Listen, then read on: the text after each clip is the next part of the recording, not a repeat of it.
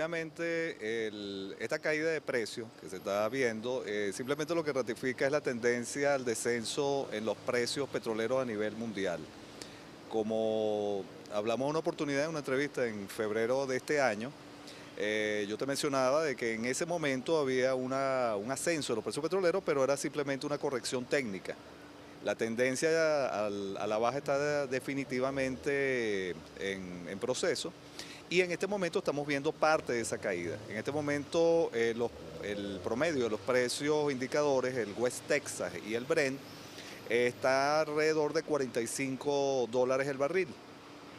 Ese precio va a seguir bajando y seguramente en los próximos meses, por supuesto, cuando estamos hablando de un escenario, puede llegar a 30 a $35 por barril. Esta expectativa tiene una incidencia sobre los mercados financieros de la deuda.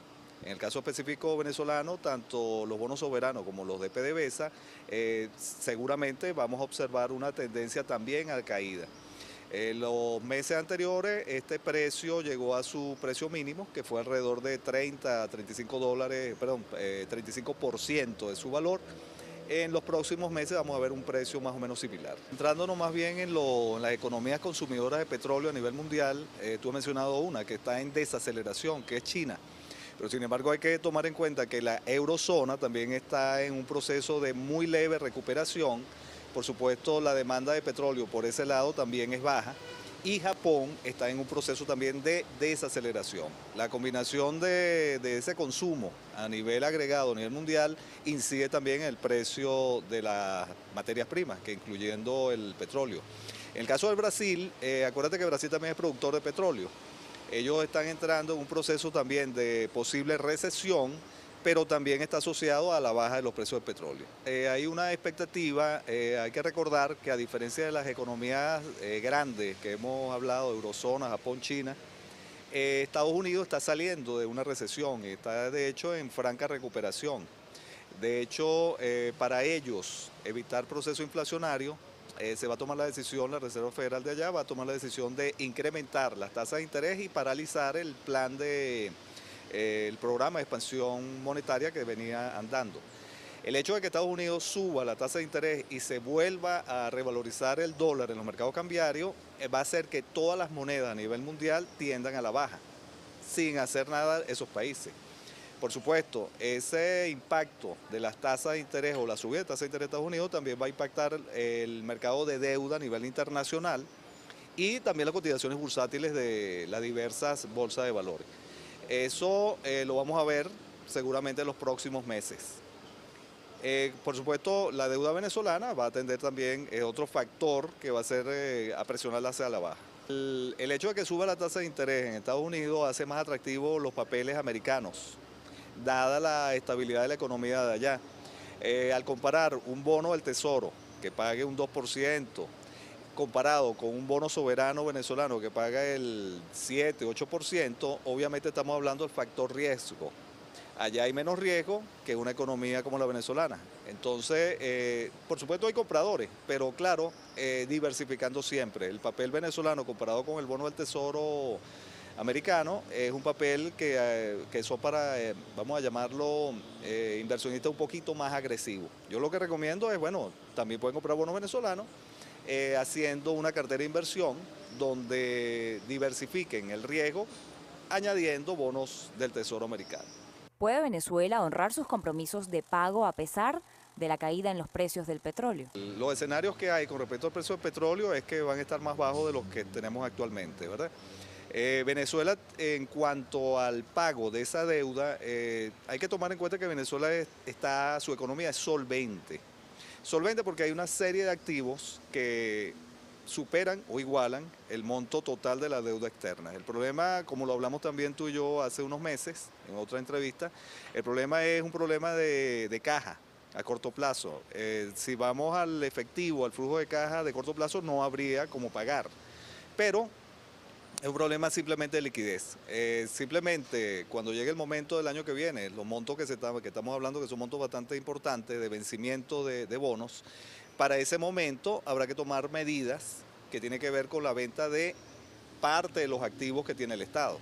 O sea, que entraríamos en un proceso tal vez de privatización. Lo importante de esto, que también lo hemos hablado tú y yo en otras oportunidades, es que tú puedes entrar en un proceso de refinanciamiento. O sea, puedes emitir deuda nueva para pagar esta deuda que se vence el año que viene. Sin embargo, hay que tomar en cuenta que los mercados financieros, para hacer ese tipo de medidas, van a exigir unas condiciones que son muy parecidas a un plan de ajuste macroeconómico, como lo vimos ahorita con Grecia. El problema de Grecia, por supuesto, es más grave que el nuestro, porque ellos no son países productores de petróleo. Nosotros, si vamos a entrar en un proceso de refinanciamiento de esa deuda externa, obviamente vamos a entrar en un plan de ajuste, y ese plan de ajuste tiene entre una de las medidas, venta de activos del Estado. ¿Es momento de comprar o vender instrumentos de deuda venezolanos? Fíjate tú, en el caso nuestro tenemos una serie de activos que son empresas públicas que posee el Estado, que bueno, puede entrar en un proceso de venta parcial de esas empresas, y esa venta parcial, por supuesto, genera dólares para poder hacer frente a estos pagos que posiblemente vamos a tener para el año que viene. Las personas que tengan bonos soberanos o PDVSA, la recomendación es mantenerlo. La decisión es mantener estos bonos a estos precios como están. Vender no creo que es el momento de venta, es más bien un momento de compra. Y como tú misma dices, es una oportunidad para el gobierno venezolano de recomprar la deuda. La emisión que se hizo de estos bonos Bonat 2017 es una emisión interna en pesos argentinos. Como no es una emisión en dólares, no afecta el mercado de deuda internacional. Es una emisión interna en bonos, pero en pesos argentinos, que está ligada a la cotización del dólar en el mercado cambiario argentino. O sea, que el que compre bonos allá en Argentina, pagando sus pesos argentinos a la tasa del 0,75% anual, a 2 años, lo que va a recibir al final es el equivalente en pesos, pero al precio del dólar que esté para ese momento. No es una emisión de bonos en dólares, sino es una emisión de bonos en pesos argentinos. ¿Puede la titularización de la deuda del sector industrial afectar la cotización de los bonos venezolanos? Bueno, fíjate tú, en el caso, la idea que se está planteando de titularizar la deuda es simplemente un refinanciamiento de la deuda. Ese es en realidad lo que se está explicando. Un refinanciamiento de la deuda en este momento es perfecto. El detalle es que el acreedor tuyo, que son los tenedores de los bonos actuales, te van a exigir unas condiciones, y esas condiciones no van más allá de un plan de ajuste macroeconómico. Tienes que transarte por un plan de ajuste macroeconómico. Si vas a titularizar la deuda, vas a tener que transarte con un plan de medidas de ajuste con los acreedores.